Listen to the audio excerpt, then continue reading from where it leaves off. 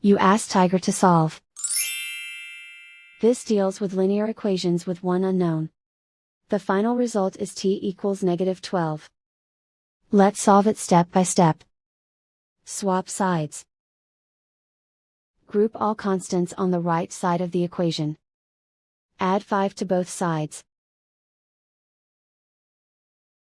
Simplify the arithmetic.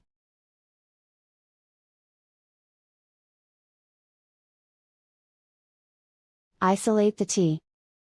Multiply both sides by 4. Group like terms.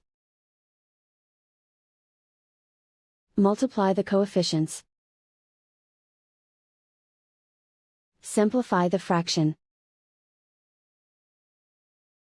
Simplify the arithmetic. And so the final result is t equals -12.